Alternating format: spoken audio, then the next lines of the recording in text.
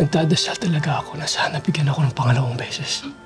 Pangalawang pagkakataon na magkikita tayo.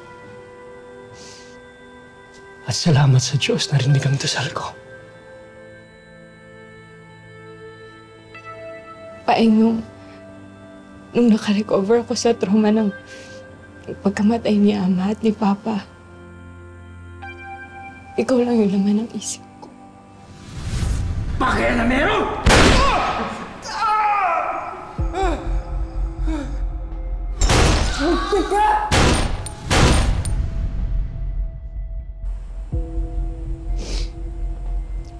Tawarin mo ako, hindi kita napagtangkol. Hindi ko gustong iwan ka. Naintindihan ko ang mama mo. Naintindihan ko sila. At pasensya na talaga wala ako dun para makatulong sa'yo.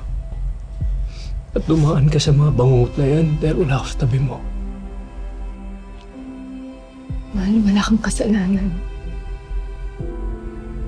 Walang may gusto nang nangyari.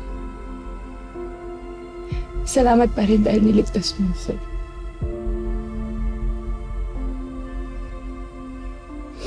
At salamat bumalik ka. Salamat.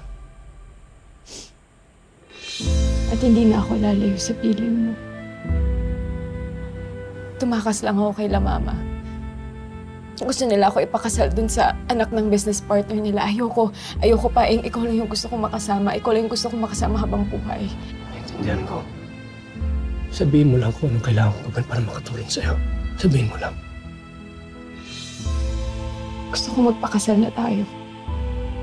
Sa lalong madaling panahon. Bukas o sa isang linggo. Ikaw lang yung gusto ko habang buhay.